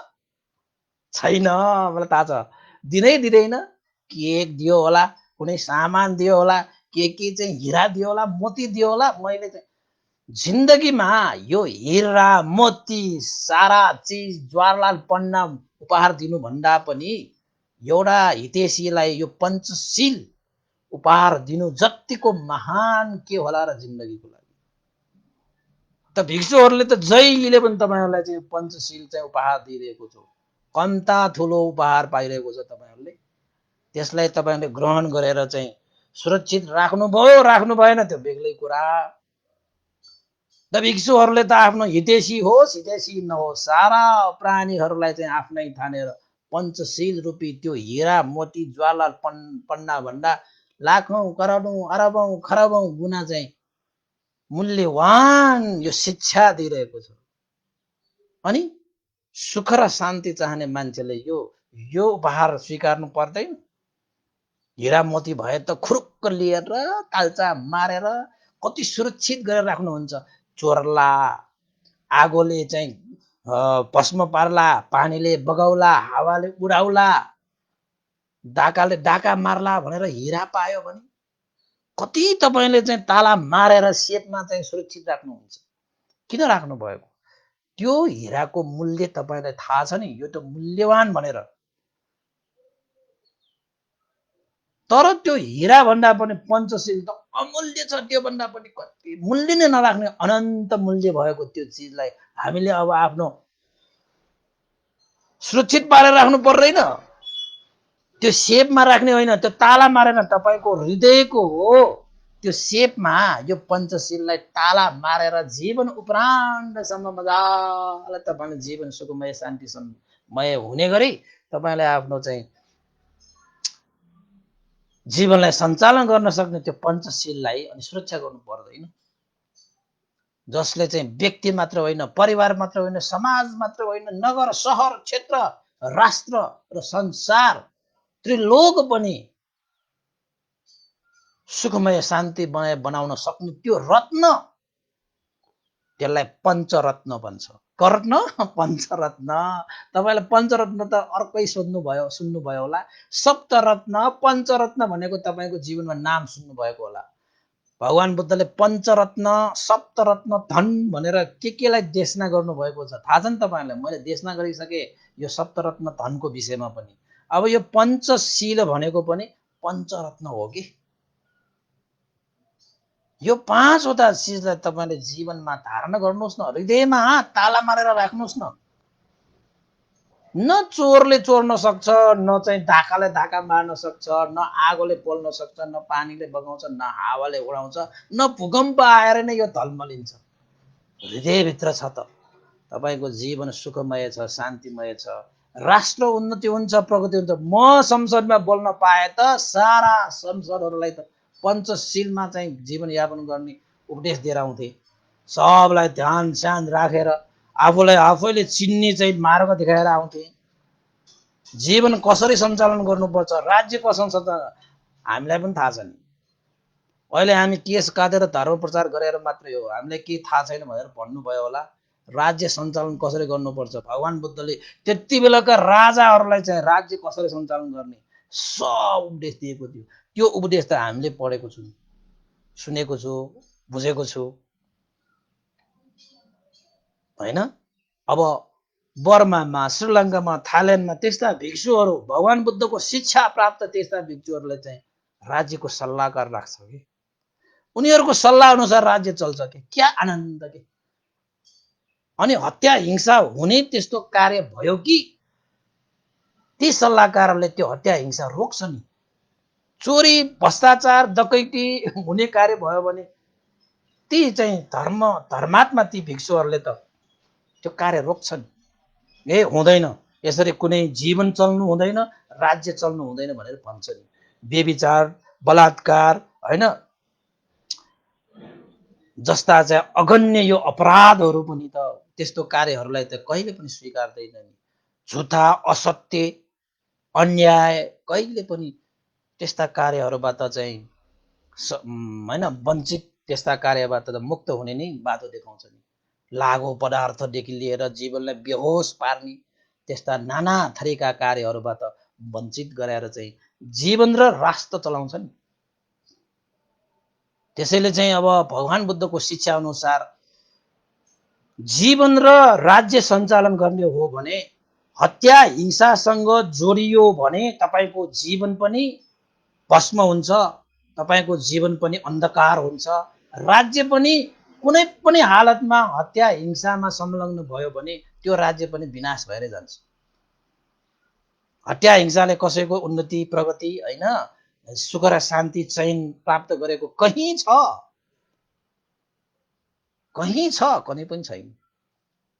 त्यसैले चाहिँ राज्यमा कुनै हिंसा हुनुहुन्न। अहिले त हाम्रो त्यति बेला त त्यस्ता चाहिँ विभिन्न चाहिँ त्यस्ता मिथ्या दृष्टि पालन गर्नेहरूले चाहिँ हत्या गर्नुपर्छ, यसरी बलि दियो भने यस्तो हुन्छ उस्तो हुन्छ भनेर त्यो त लाडिएको कुन धर्ममा लेखेको छ ल भन्नुहोस् त। भगवान बुद्धको शिक्षाले त्यसलाई त स्वीकार्दैन। हत्या हिंसा गरेर सानो से सानो किरादेखि त हत्या गर्नुबाट वञ्चित भएर चाहिँ धर्म गर्नुपर्ने त्यस्ता चाहिँ प्राणीहरूलाई बलि दिएर हाम्रो राष्ट्रमा पनि म त स्वीकार्दिन। जस्तो सुकै ठुलो मान्छे होस् त्यसले हत्यालाई चाहिँ उसले स्वीकार्छ, हत्यालाई उसले समाधान गर्छ, हिंसालाई बलिलाई उसले स्वीकार्छ भने त्यो मान्छे धर्मात्मा हुनै सक्दैन र त्यसको उन्नति हुनै सक्दैन। अब हाम्रो राष्ट्रमा पनि साँच्चै भन्ने हो भने म राजा भएको भए त कुनै पनि मान्छेलाई हत्या गर्न नपाउने यो चाहिँ नियमै बनाइदिन्थे। सबैलाई चाहिँ जिउने अधिकार छ। यो पृथ्वी भनेको मान्छेहरूको लागि मात्रै होइन, यो पृथ्वीमा बस्ने सम्पूर्ण प्राणीहरूको पनि पृथ्वी हो नि यो। अनि हामी बलियो छ भनेर उनीहरूलाई चाहिँ हामीले मार्ने काट्ने अधिकार कहाँबाट पाए? अनि हामीलाई चाहिँ अरूले मार्यो भने चाहिँ ओहो यिनीहरूले चाहिँ यस्तो गर्यो उस्तो गर्यो भने हामी चाहिँ चित्त दुखाउने, अनि हामीले चाहिँ निर्दोष प्राणीहरूलाई मार्दाखेरि बिचराहरूलाई त्यसरी चित्त दुखाउन सक्ने पनि अवस्था आउँदैन। निरीह छ नि बिचराहरू। त्यसैले यो धरती भनेको चाहिँ मानव जातिको लागि मात्रै यो धरती होइन, सबै यो धरतीमा बस्ने सबै प्राणीहरूको धरती हो यो। अनि हाम्रो जस्तै गरेर चाहिँ मान्छेको मात्रै यो धरती भनेर चाहिँ धरतीमा भएका प्राणीहरूलाई लखेटेर प्रतिहरूलाई विनाश गरेर हामीले जीवनयापन गर्न थालियो भने त्यस्ता मान्छेको जीवनमा सुख र शान्ति पाउँछ भन्ने कुनै ग्यारेन्टी छ? छँदै छैन। अहिले त हाम्रो चाहिँ समाजमा यस्तो चलेको छ, फल्लालाई यो बलिदेऊ, फल्लालाई यो बलिदेऊ, यहाँ हेरे मारिदेऊ, कुनै कुर्सीमा बस्नु पर्दाखेरि पनि बलि दिएर बस्ने। ओहो कति मिथ्या। सुन्नु भएको छ नि तपाईँहरूले? यो त मैले धर्मको भाषाबाट भनिरहेको। भगवान बुद्धको शिक्षाले यही सिकाउँदछ। हत्या हिंसा समावेश भएको कार्य कुनै पनि हालतमा शुद्ध हुँदै हुँदैन। किन त भन्दाखेरि सम्पूर्ण दुःखबाट मुक्त हुनको निमित्त त सबभन्दा पहिला शील विशुद्धि हुनुपर्छ। शीललाई नै हामीले शुद्ध रूपमा पालन गर्दै जानुपर्छ, अनि मात्रै जीवन शुद्ध हुन्छ। अब हत्या गर्न थाले, चोरी गर्न थाले, भ्रष्टाचार गर्न थाले, बलात्कार गर्न थाले, चरित्र हत्या गर्न थाले, झुटो कुरा बोल्न थाले, असत्यवादी हुन थाले, लागु पडाएर सेवन गर्न थाले, जुवा तास आदि इत्यादि बेहोस हुने चिज समूलन थाले, अनि त्यस्ता व्यक्तिहरू शील कहाँबाट विशुद्धि हुन्छ? शीलै विशुद्ध नभएपछि तपाईँको जीवन शुद्ध भएर आउँछ भन्ने त कुनै पनि ग्यारेन्टी नै छैन। यो सम्पूर्ण कुराहरू जति पनि देवी देवताको नाममा यो हत्या हिंसा बलि यो चाहिँ प्राणी हिंसा गरेर चाहिँ जुन चाहिँ धर्मको नाममा यो जति पनि हत्या भइरहेको छ यो साराका सारा मिथ्या हुन्। कौशल नरेशले जस्तै ब्रह्मदत्त राजाले जस्तै आदेश दिनु पर्थ्यो, यो यज्ञहरू यो हिंसाहरू प्राणी बलिहरू चाहिँ रोकियोस् भनेर। हामी भइदिएको त्यसो भन्थे, सल्लाह मात्र दिन पाए पनि दिन्थे। अब त्यो ठाउँमा छैनौँ, अनि पो खत्तम भएछ। त्यसैले चाहिँ यसो हेर्दाखेरि त यसो धर्मको हिसाबमा त हेर्दाखेरि तपाईँलाई हाँसो उठ्छ। म एउटा कुरा भन्नु हालो है, यसो हेर्दाखेरि त अहिलेको यो परिस्थितिमा चाहिँ भगवान बुद्धको शिक्षा अनुसार त राज्य नै एकचोटि भिक्षुरलाई चाहिँ सुम्पिनु पर्ला कि के हो? अनि चाहिँ सारा नियम नीतिहरू चाहिँ हे धार्मिक बन्छ होइन, पञ्चशीलको आधारमा चल्छ। अब संसद पनि पञ्चशील लिएर चल्छ होइन। संसदमा पनि सुरुमै भिक्षुले पञ्चशील दिने, सबैले प्राणी हिंसा गर्दैन भन्ने शिक्षालाई म पालना गर्दछु, म चोरी गर्दैन भन्ने। ल हेर्नुहोस्, त्यसरी चाहिँ यो के देवताहरूको नाममा त्यो शपथ गर्नु भन्दा त साँच्चै के आफैलाई शपथ लिने हो कि म प्राणी हिंसा गर्दिनँ भने क्या मजा हुन्थ्यो है। अब त नियम बनाइदिनु पर्यो। किन त भन्दाखेरि भगवान बुद्ध जन्मेको हाम्रो यो राष्ट्र हो नि, अनि हामी भगवान बुद्ध जन्मेको मात्रै भनेर चाहिँ गर्व गर्ने, अनि त्यो भगवान बुद्धको शिक्षालाई चाहिँ आफ्नो जीवनमा पालन गर्दाखेरि चाहिँ गर्व नगर्ने। हत्या हिंसा रोक्दाखेरि त गर्व गर्नु पर्यो, चोरी डकैती भ्रष्टाचार रोक्दाखेरि त गर्व गर्नु पर्यो, बलात्कारहरू व्यभिचारहरू रोकियो भने त गर्व गर्नु पर्यो नि त, असत्यवादीहरू हटेर गयो भने सत्य स्थापित भयो भने गर्व गर्नु पर्यो नि त होइन। पञ्चशीलको आधारमा चाहिँ जीवन र राष्ट्र चल्यो भने त गर्व गर्नु पर्यो। जसरी हामीले भगवान बुद्ध हाम्रो राष्ट्रमा जन्मेको हो भनेर चाहिँ गर्व गरेर चाहिँ छाती फुलाएर चाहिँ संसार हामी हिँडिरहेका हुन्छौँ।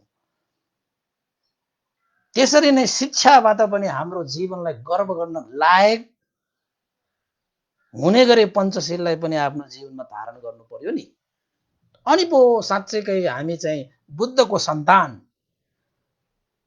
बुद्ध जन्मेको देशको नागरिक भन्न सुहायो नि। नत्र त मुखले मात्रै बुद्ध बुद्ध भनेर चाहिँ यो चाहिँ राष्ट्रमा फैलाएर त्यो शिक्षा अपनाउने होइन भने त्यो त एउटा चाहिँ मागी खाने भाउडो जस्तो भएन र होइन।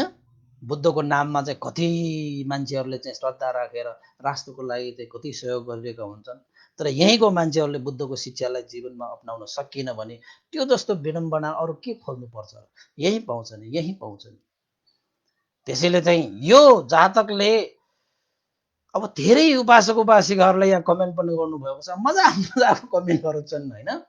तर वास्तवमा चाहिँ अब यो त हाम्रो चाहिँ भगवान बुद्धले 2500-2600 वर्ष अगाडि नै देशना गर्नुभएको, अझ बोधिसत्वले त्योभन्दा पनि अगाडि देशना गर्नुभएको होइन। भनेपछि यो देशनाहरू त कसैलाई चाहिँ हामीले खोज्नको निमित्त, कसैलाई हामीले चाहिँ होइन चाहिँ तल झार्नको निमित्त, कसैलाई चाहिँ हामीले दुःख दिनको निमित्त देशना गरेको त होइन। यो त भगवान बुद्धको शिक्षा नितान्त शुद्ध परिशुद्ध छ। यदि साँच्चैकै यस्तै सपनाको रूपमा राष्ट्र भइरहेको छ भने नेपाल मात्र होइन, कुनै पनि संसारको राष्ट्रहरूले चाहिँ आफ्नो राष्ट्रलाई आफ्नो राष्ट्रलाई परिवर्तन गर्नको निमित्त, समृद्धि गर्नको निमित्त त पञ्चशीलको आधारमा व्यक्ति पनि चल्नुपर्छ र राष्ट्र पनि चल्नुपर्छ। अनि मात्रै राष्ट्रको समृद्धि र उन्नति र प्रगति र विकास हुन्छ, राष्ट्रमा सुख र शान्ति आउँछ, शान्ति र चैनको स्थापना हुन्छ। त्यसैको लागि भगवान बुद्ध यो संसारमा उत्पन्न भएको। अब भगवान बुद्धको त्यत्रो शिक्षाहरू चाहिँ हामीले चाहिँ पाइरहेका छौँ। नेपालमै जन्मिनु भयो, त्यत्रो बुद्धहरू जन्मिनु भयो। यस्तै हाम्रो नेपालमा चाहिँ यसरी भगवान बुद्ध जन्मिएको राष्ट्रको त्यो मान्छेहरूले भगवान बुद्धलाई नै तिरस्कृत गरेर शिक्षालाई नअपनाइकन जीवनयापन गर्यो भने फेरि भगवान बुद्धहरू त कति जन्मिनु हुन्छ, नेपालमा सायद नजन्मेला। फेरि पछि भगवान बुद्ध जन्मिँदाखेरि गर्व लाग्छ नि, फेरि त्यस्ता चाहिँ बुद्धहरूको जन्म होस् भनेर चाहिँ, यही भूमिमा जन्म होस् भनेर चाहिँ हामीले आशिका गरेर गर्व गर्ने हो भने त यस्ता धर्मलाई आचरण गर्नु पर्यो नि, अनि हुन्छ बुद्धहरूको। मैत्रेय बुद्ध पनि अब कहाँ कुन स्थानमा जन्मिन्छ होइन? अब त्यस्तो धर्मै नभएपछि त कसरी जन्मिन्छ? अनि भगवान बुद्ध जन्मिएको भनेर गर्व मानेर पछि त गर्व सर्व गर्ने ठाउँ पनि हुँदैन। जसले धर्मको अभ्यास गर्छ उनीहरूले गर्व मान्छ। त्यसैले उपासक उपासिकाहरू यस्ता कुरा गर्ने हो भने यो जातकको कुरामा धेरै हामीले समावेश गर्न सकिने त हो, तर पनि हामीले चाहिँ यो जातकबाट चाहिँ समग्र हामीले बुझ्नुपर्ने के हो त भन्दाखेरि, एउटा व्यक्ति र राष्ट्र, एउटा राजाले पञ्चशीलको आधारमा आफ्नो जीवन र राष्ट्र चलायो भने पक्कै पनि समृद्धि हुन्छ, सुख र शान्ति प्राप्त हुन्छ। यदि हामीले चाहिँ पञ्चशीलको आधारमा जीवन सञ्चालन गर्न सकिएन भने त्यस्ता चाहिँ धनको लोभ, सम्पत्तिको लोभका ती चाहिँ लोभी लालची व्यक्तिहरूले हामीलाई मिथ्या दृष्टि चाहिँ अब छिराएर जीवनमा आफू मात्रै धनी हुने, आफू मात्रै सम्पन्न हुने योजना बनाएर राष्ट्र जेसुकै होस्, राजा जेसुकै होस्, प्रजा जेसुकै होस्, यो पृथ्वीमा बस्ने प्राणीहरू जेसुकै होस्, अरूहरूप्रति निह भएर आफ्नो स्वार्थी मात्र पुरा गर्ने त्यस्ता जमातको पनि उदय हुन सक्छ भन्ने कुरा पनि यसले सिकाउँदछ हैन? त्यसैले चाहिँ म अन्तिममा चाहिँ अब धेरै कुराहरू नगरौँ, अन्तिममा तपाईहरुलाई चाहिँ मेरो अनुरोध है, जसले सुनिरहनु भएको छ सबैले आफ्नो जीवनमा सुख र शान्ति चाहने हो भने आफ्नो जीवन पञ्चशीलमा प्रतिस्थापित गरियोस्, आफ्नो परिवारलाई पनि पञ्चशीलमा प्रतिष्ठित गराइयोस्।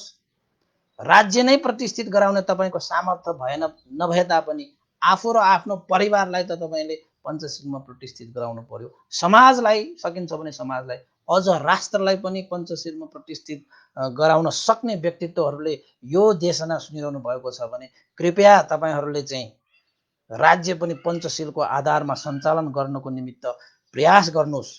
आज नसकिएला भोलि अवश्य सकिनेछ हैन? अवश्य पनि कठिन छ होला, तर असम्भव भने छैन। साँच्चै भन्ने हो भने त भगवान बुद्ध जन्मेको यो राष्ट्र नेपालमा राज्य चलाउने व्यक्तिहरूले चाहिँ संसददेखि लिएर हरेक क्षेत्रमा भगवान बुद्धको प्रतिमूर्तिलाई स्थापना गरेर भगवान बुद्धको तल पञ्चशील भनेर चाहिँ लेखेर, जसरी लुम्बिनीमा चाहिँ शिलामा कोडिएर राखिएको छ नि नेपालीबाट इङ्ग्लिसबाट, कमसे कम चाहिँ संसददेखि लिएर सारा क्षेत्रहरूमा साँच्चै भन्ने हो भने भगवान बुद्धको चाहिँ मूर्ति, भगवान बुद्धको चाहिँ तस्बिर, फोटोहरू भन्दा यहाँ व्यक्तिहरू चाहिँ हाबी छ। यहाँ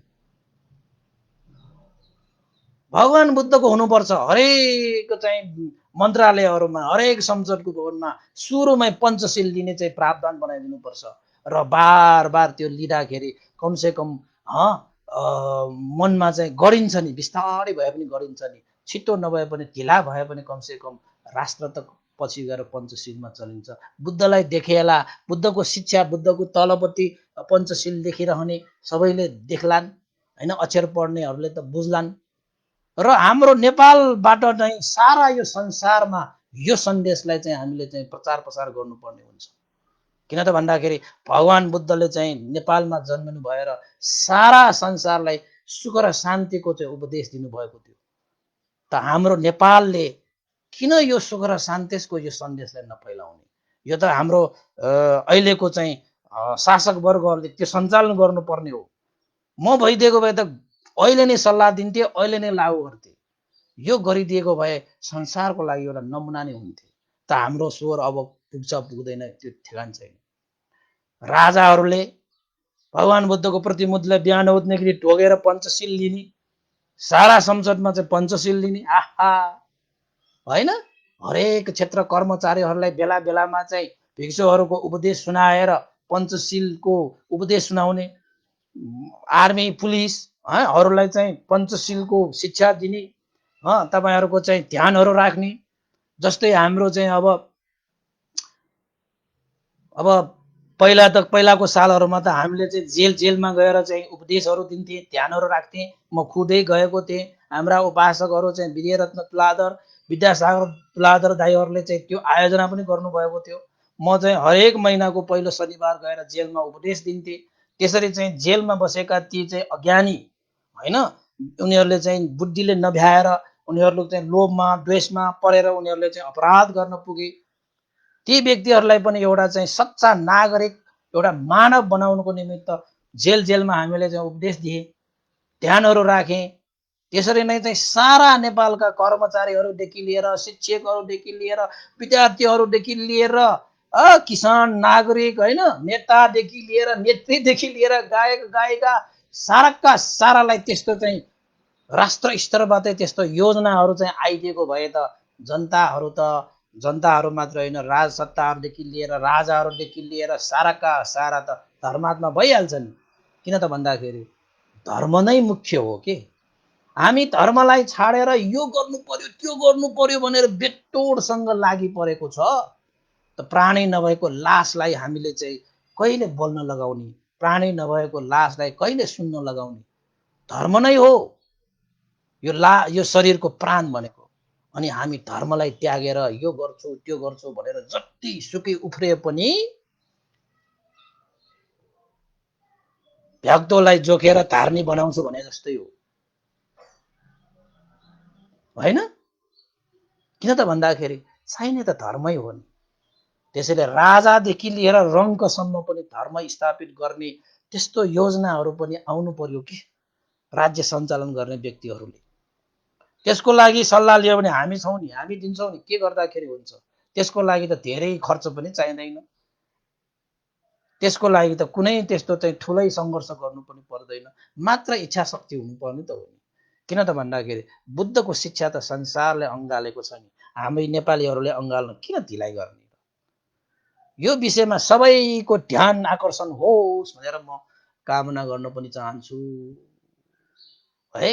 कसैले यो सुनिरहनु भएको छ, राज्यमासम्म यो पुर्याउन सक्नेहरूले सुन्नु भएको छ भने अवश्य सुन्नुहोला। कुनै कुनै बेलामा त हाम्रो चाहिँ यो राष्ट्र सञ्चालन गर्ने मैले त देखिरहेको छु, त्यसरी चाहिँ पुर्याउन सक्नेहरूले पनि सुनिरहेको छु।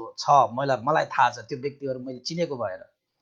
त्यही भएर चाहिँ व्यक्ति र राज्यहरूलाई चाहिँ पञ्चशीलको आधारमा देश चलाएर चाँडोभन्दा चाँडो यो दुःख कष्ट पीड चिन्ता आदि इत्यादिहरूबाट निकास दिएर राज्य र जनताहरूले चाँडोभन्दा चाँडो सुख र शान्तिको श्वास फेर्ने किसिमले यो पञ्चशीलको जीवनमा चाहिँ पालना गरियोस्, धारणा गरियोस् भन्ने चाहिँ आह्वान गर्दै आजको उपदेश यहीँ टुङ्ग्याउनु पर्ला। अब धेरै बोलेर के गर्ने, होइन?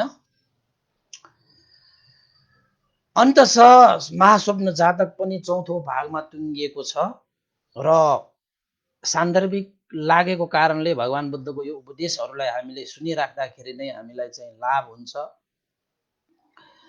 र 198 पुग्यो, 200 भागसम्ममा हामीले चाहिँ बोधिसत्व, मैत्रेय बोधिसत्वको पनि देशना गरौँ कि जस्तो लागेको छ है। र भद्रकल्पमा 5 जना बुद्धहरूको प्रादुर्भाव हुन्छ र बुद्धको शिक्षाले नै जीवन चाहिँ समृद्धि हुने हो, राष्ट्र समृद्धि हुने हो। र यो गौतम बुद्धको शासन लोप भइसकेपछि पछि उत्पन्न हुने मैत्रेय बोधिसत्वको पनि केही ज्ञान लिँदाखेरि हामीलाई नै उपयुक्त होला जस्तो लागेको कारणले भोलि मैत्रीय बोधिसत्वको उपदेश सुन्नु पर्ला। 2 भाग त होला र 200 भाग पुगेपछि मैत्रीय बुद्धको पनि सबै कुराहरू चाहिँ सकिने हुन्छ कि जस्तो लागेर तपाईहरुले चाहिँ अब गौतम बुद्धको मात्र होइन मैत्रेय बुद्धको पनि कुरा सुन्नुहोस्, देशना हुनेछ भन्दै आज बिदा हुन चाहन्छु। र जति पनि हामीले पुण्य सञ्चित गरे त्यो पुण्यको प्रभावले सारा प्राणीहरूले पनि यो संसारमा यो धरतीमा बाँच्न पाओस्, बाँचौँ बचौँ हैन, कसैको हत्या हिंसा नगरौँ, कसैलाई हत्या गरेर कसैको जीवन लिएर आफ्नो जीवन समृद्धि गर्ने त्यस्ता चाहिँ मिथ्या आचरण नगरौँ। जब कसैलाई हामीले जीवन दिन सक्दैनौँ भने त्यस्ताको जीवन लिने अधिकार पनि हाम्रो छैन।